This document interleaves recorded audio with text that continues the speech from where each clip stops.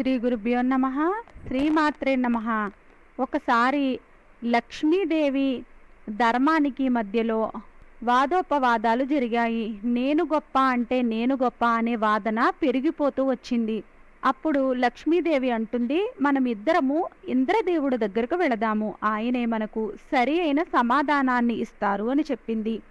సరే అని చెప్పి ధర్మము లక్ష్మి ఇద్దరూ కలిసి దేవేంద్రుడు ఇంద్రుడి వద్దకు వెళ్ళారు. ఇద్దరిని చూడగానే దేవేంద్రుడు లేచి, తీర్పు కోసమే మేమిద్దరము వచ్చాము. మా ఇద్దరిలో ఎవరు గొప్ప, ధర్మము గొప్ప లేక లక్ష్మి గొప్ప?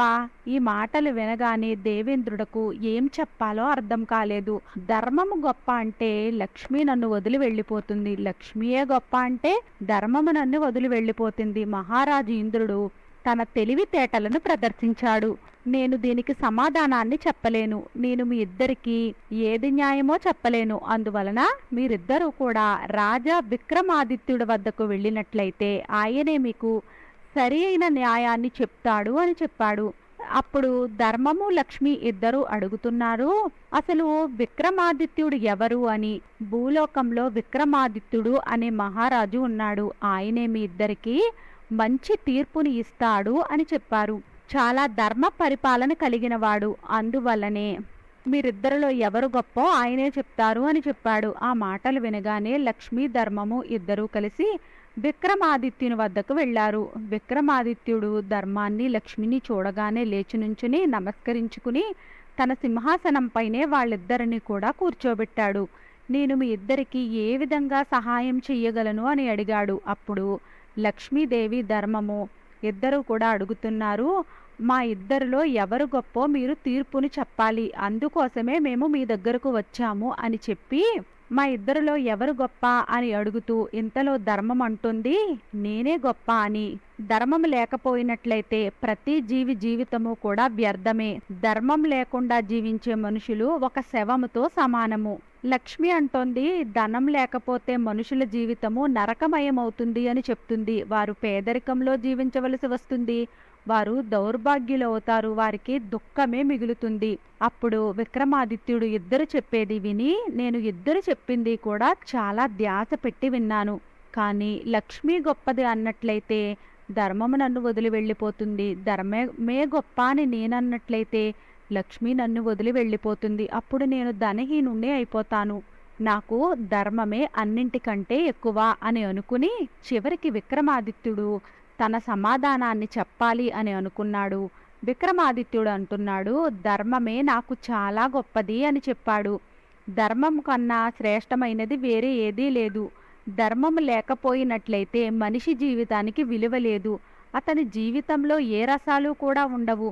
ధర్మము లేని మనిషి పశువుతో సమానము, అతడు మనిషిలా పుట్టి కూడా ఎటువంటి ఉపయోగము లేదు. ధనం లేకపోయినా కూడా మనిషి జీవిస్తాడు, పేదవాడిలా మిగిలిపోతాడు, ఏదో ఒకటి తిని అయితే జీవిస్తాడు. కానీ ధర్మం లేకుండా జీవించే మనిషికి ఎటువంటి విలువ కూడా ఉండదు. అందువలన ధర్మమే గొప్పది అని చెప్పాడు. ఆ మాటలు వినగానే లక్ష్మీదేవి చాలా కోప్పడింది. లక్ష్మీదేవి, నన్ను నువ్వు అనాదరించావు, నువ్వు చాలా అహంకారంతో ఉన్నావు, నువ్వు ధర్మాన్నే గొప్ప అన్నావు, అందుకే నేను నిన్ను వదిలి వెళ్ళిపోతున్నాను.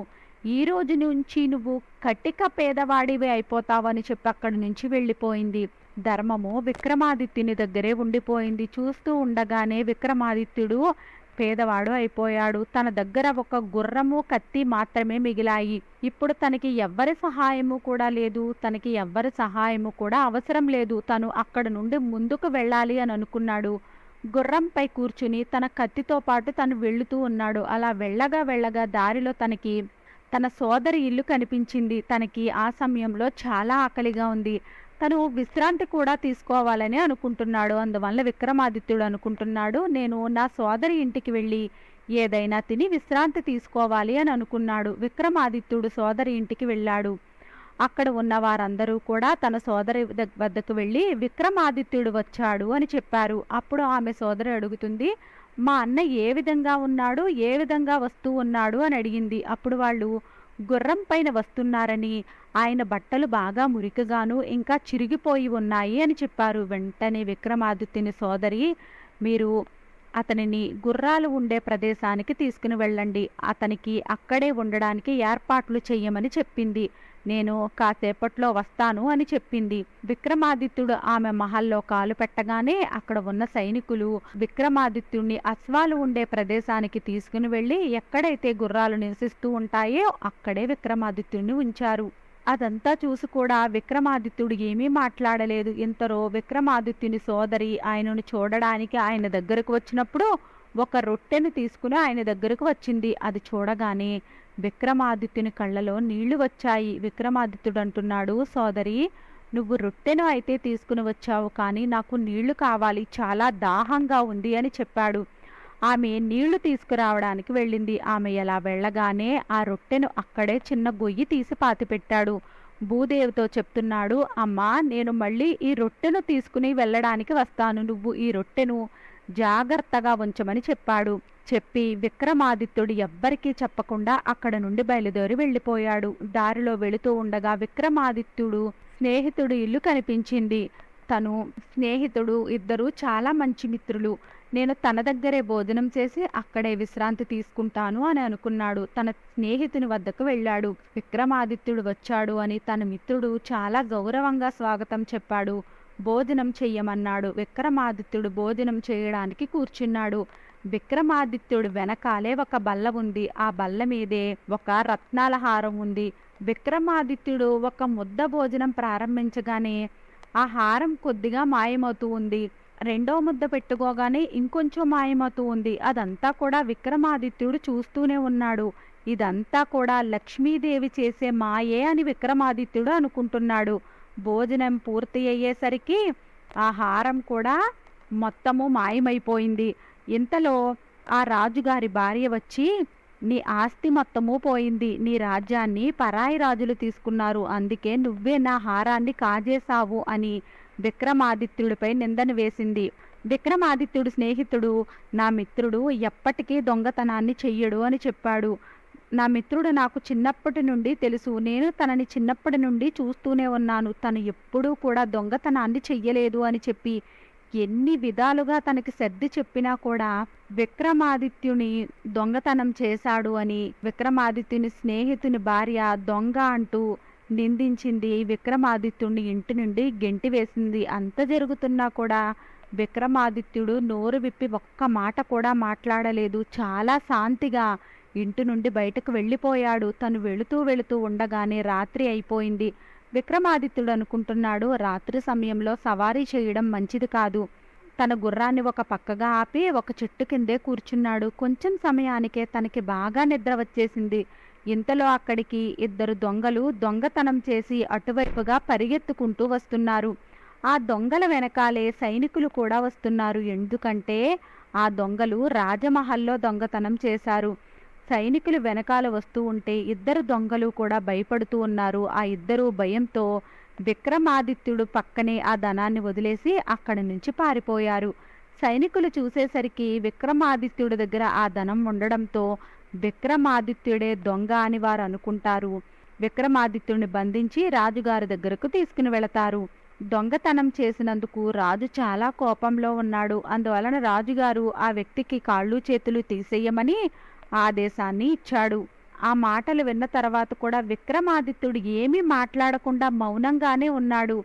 రాజుగారు సైనికులు విక్రమాదిత్యుడికి ఒక కాలు ఒక చెయ్య తీసేశారు. ఇతన్ని తీసుకుని వెళ్ళి రోడ్డు పైన కూర్చోబెట్టండి. ఇతన్ని చూసిన వారందరికీ తెలియాలి మన రాజ్యంలో దొంగతనం చేస్తే ఏం జరుగుతుందో అని. రాజుగారు సైనికులు విక్రమాదిత్యుడిని తీసుకుని వెళ్ళి నగరం పైనే ఒక రోడ్డు పైన కూర్చోపెట్టారు. దారిలో ఎవరు వెళుతున్నా కూడా విక్రమాదిత్యుడిని చూసి తిడుతూనే ఉండేవారు, ఉమ్ము వేస్తూ ఉండేవారు. దొంగతనాలు చేస్తే ఈ విధంగానే ఉంటుంది అనుకుంటూ వెళ్ళిపోయేవారు. ఒకరోజు ఆ దారిలో ఒక పాల వ్యాపారి నేతికుండను తీసుకుని ఆ దారిలోనే వెళుతూ ఉన్నాడు. విక్రమాదిత్యుడికి ఆ వ్యక్తిని చూడగానే అర్థమైంది ఆ వ్యక్తి స్వభావంలో చాలా మంచివాడు అని. విక్రమాదిత్యుడు ఆ వ్యక్తిని పిలిచి, నీ దగ్గర కొద్దిగా నీళ్లు ఉంటే నాకు పట్టించు, నాకు చాలా దాహంగా ఉంది అని చెప్పాడు. ఆ పాల వ్యాపారి ఏమీ ఆలోచించకుండా తన సంచిలో నుంచి నీటిని తీసి విక్రమాదిత్యునికి పట్టించాడు. నువ్వు ఎందుకు దొంగతనాన్ని చేశావు? నువ్వు దొంగతనాన్ని చెయ్యకపోతే నీకు ఈ కర్మ పట్టేది కాదు కదా అంటూ నీకు నీళ్లు ఇవ్వడానికి రాజుగారి ఆజ్ఞ లేదు, అయినా కూడా నేను నీకు నీటిని పట్టిస్తున్నాను అని చెప్పి అక్కడ నుండి ఆ పాల వ్యాపారి వెళ్ళిపోయాడు. వేరే ఊరికి నెయ్యి అమ్మడానికి వెళుతూ ఉన్నాడు. తను వేరే ఊరికి వెళ్ళి నెయ్యి అమ్మడాన్ని ప్రారంభించాడు. తను ఎంత నెయ్యిని అమ్ముతున్నా కూడా తన కుండ ఖాళీ అవ్వడమే లేదు. తను అనుకుంటున్నాడు, నేను ఎంత నెయ్యి అమ్మినా నా కుండ ఖాళీ అవ్వడం లేదు.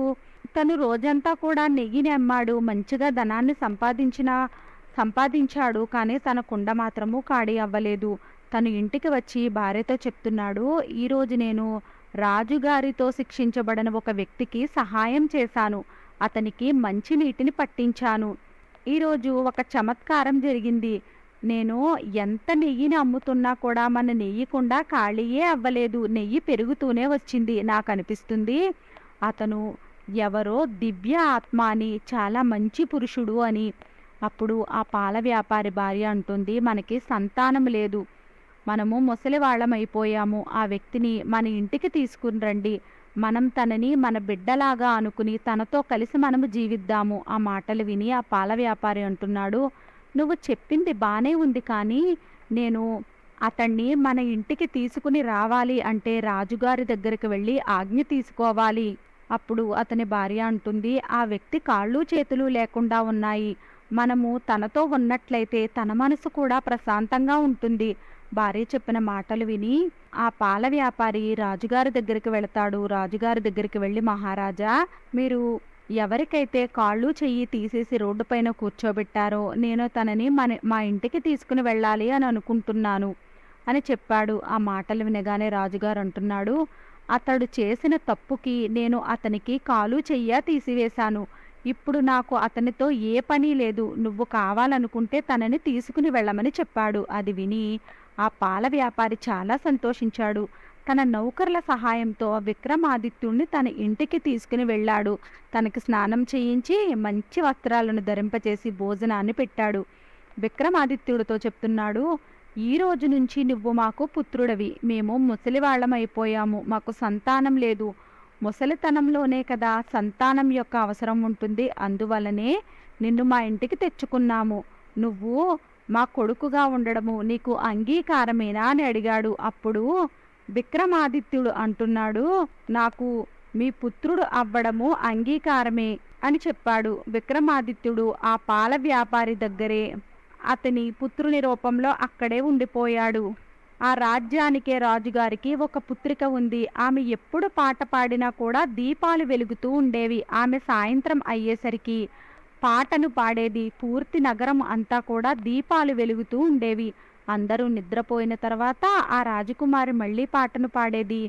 ఆ దీపాలు అన్నీ కూడా కొండెక్కిపోతూ ఉండేవి. అదంతా కూడా విక్రమాదిత్యుడు గమనిస్తూనే ఉన్నాడు.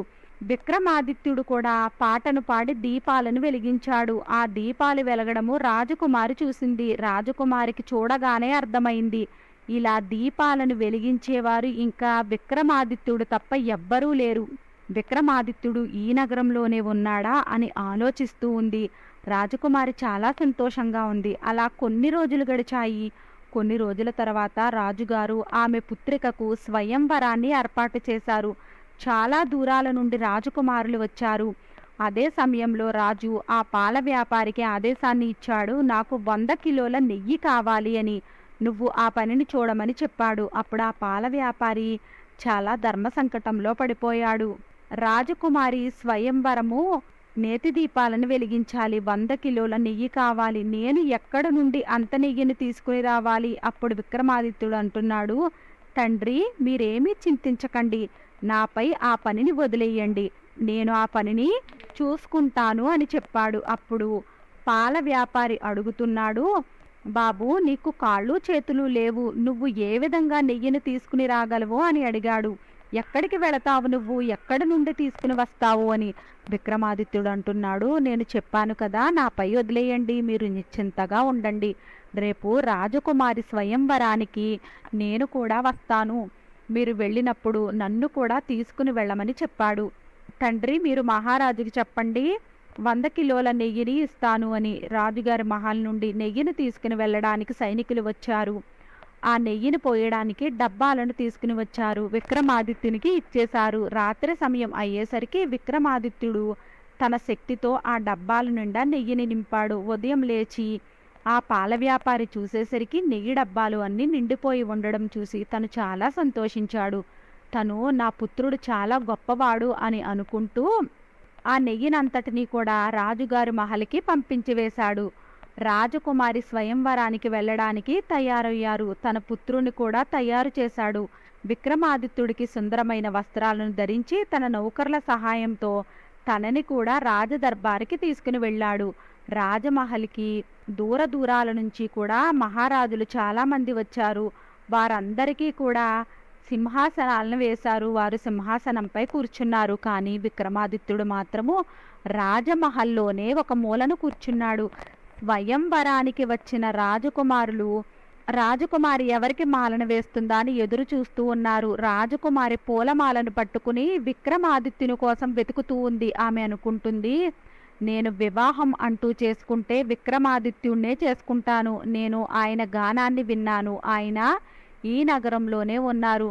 తను స్వయంవరానికి తప్పక వస్తాడు. అదే ఆలోచిస్తూ తను రాజా విక్రమాదిత్యుడు కోసమే వెతుకుతూ ఉంది. తనకి రాజా విక్రమాదిత్యుడు ఎక్కడా కనిపించలేదు.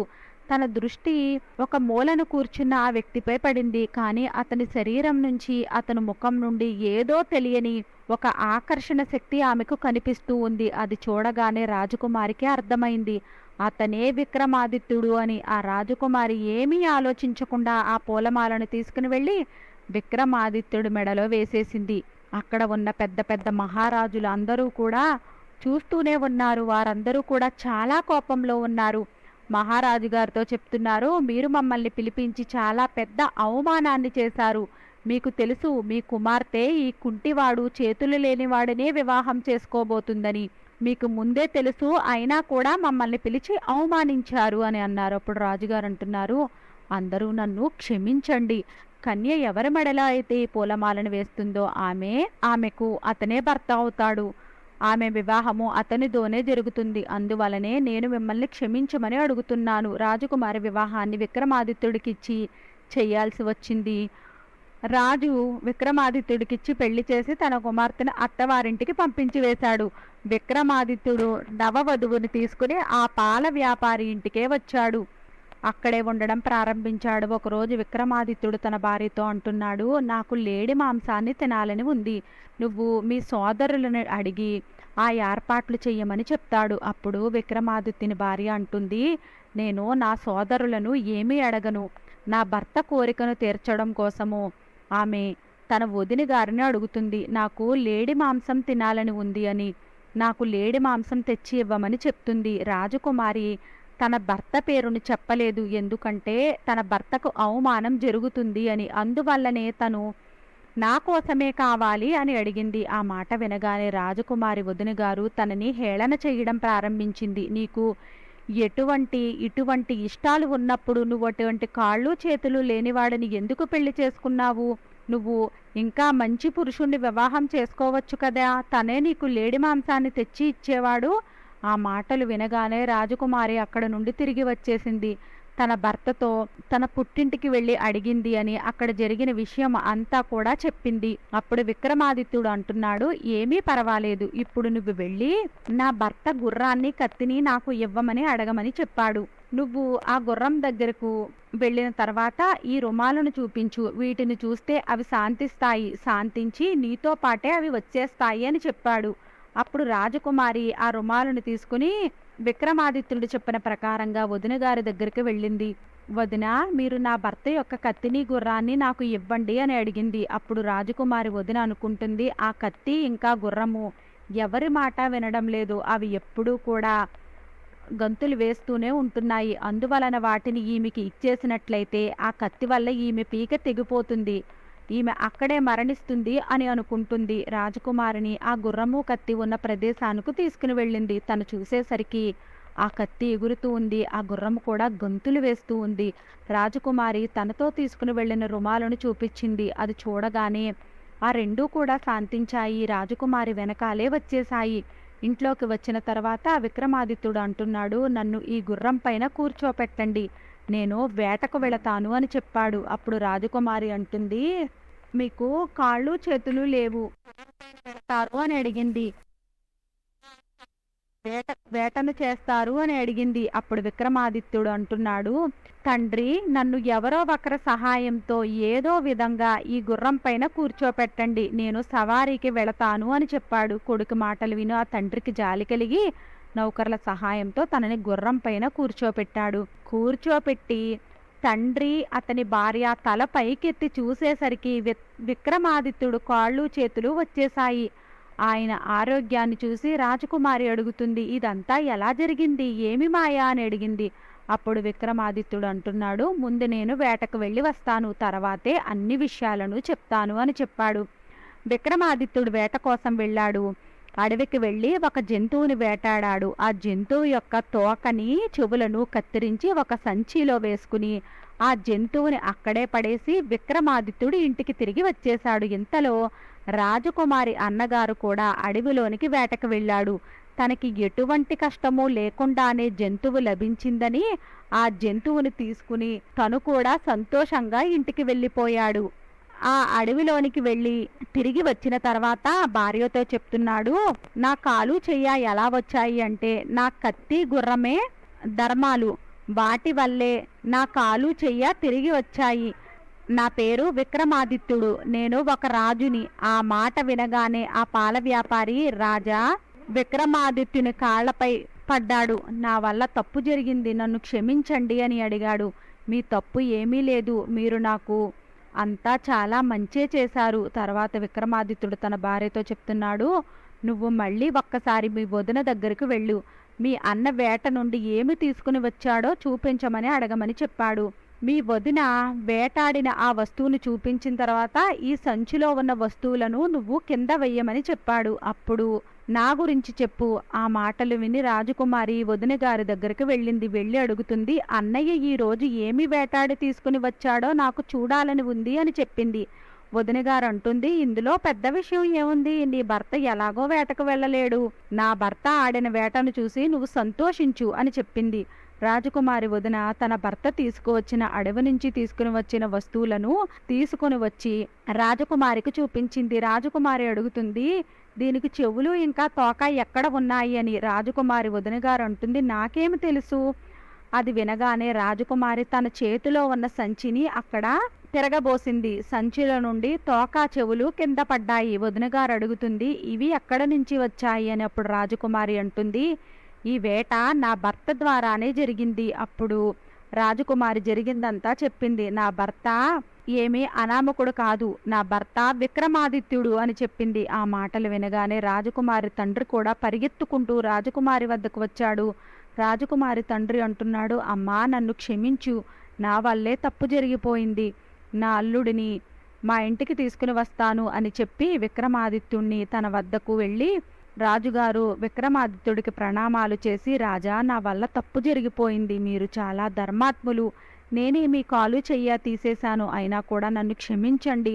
అప్పుడు విక్రమాదిత్యుడు అంటున్నాడు, మీ తప్పు ఏమీ లేదు, ఏం జరిగినా కూడా లక్ష్మీ అమ్మవారి వల్లే జరిగింది, ఆమె కోపానికి నేను గురి కావడం వలనే జరిగింది, ఆమె కారణంగా మీ మనసులన్నీ కూడా ఇలా మారిపోయాయి, ఇవన్నీ జరిగాయి, ఇందులో మీ దోషాలు ఏమీ లేవు. విక్రమాదిత్యుడు మామగారు చాలా సేవా సత్కారాలు చేశారు. రాజుగారు కూతురిని అల్లుడిని తీసుకుని వెళ్ళి తన మహల్లోనే ఉంచుకున్నాడు. విక్రమాదిత్యుడు అంటున్నాడు, నేను నా నగరానికి వెళ్ళాలి అని అనుకుంటున్నాను, నేను నా నగరానికి వెళతాను.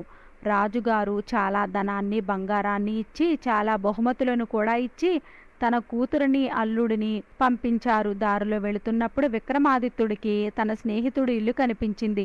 తన స్నేహితుడి ఇంటికి వెళ్ళాడు. తన స్నేహితుడి ఇంటికి వెళ్ళేసరికి విక్రమాదిత్యుడిని చూసి స్నేహితుడు చాలా సంతోషించాడు. విక్రమాదిత్యుడికి భోజనాన్ని చెయ్యమని చెప్పాడు. తన భోజనం చేస్తూ ఉండగానే ఆ బల్ల మీద నుండి మాయమైపోయిన హారము తన ఒక్కొక్క ముద్ద తింటూ ఉంటే కొంచెం కొంచెంగా బయటకు వస్తూ ఉంది.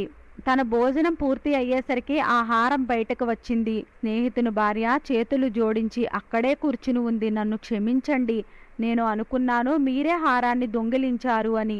ఈ హారము దానంతటదే బయటకు వచ్చింది. నన్ను క్షమించండి, మిమ్మల్ని దొంగ అన్నాను, మిమ్మల్ని నా ఇంటి నుంచి పంపించి వేశాను అని అనగానే విక్రమాదిత్యుడు అంటున్నాడు, ఇందులో మీ తప్పేమీ లేదు, ఇదంతా లక్ష్మీదేవి వల్ల, ఆమె ఆగ్రహం వల్లే జరిగింది, ఇదంతా కూడా ఆమె వల్లే జరిగింది అని చెప్పారు. తను ఇంకొంచెం ముందుకు వెళ్ళేసరికి తన చెల్లెలు ఇల్లు వచ్చింది. అప్పుడు సైనికులు వెళ్ళి మీ అన్నయ్య వచ్చారు అని చెప్పాడు. అప్పుడు విక్రమాదిత్యుని చెల్లెలు అడుగుతుంది, అన్నయ్య ఎలా వస్తున్నాడు అని. మీ అన్నయ్య ధన ధాన్యాలతో గుర్రం మీద అతని భార్యతో కలిసి వస్తున్నాడు అని చెప్పారు. అప్పుడు విక్రమాదిత్యుని చెల్లెలు చెప్తుంది, మా అన్నయ్యని రాజమహల్లో కూర్చోబెట్టండి, తనకి అతిథి సర్గారాలు చెయ్యండి అని చెప్పింది. విక్రమాదిత్యుడు చెల్లెలు మహల్లో అడుగు పెట్టగానే తనకి గొప్పగా సత్కారాలు జరిగాయి.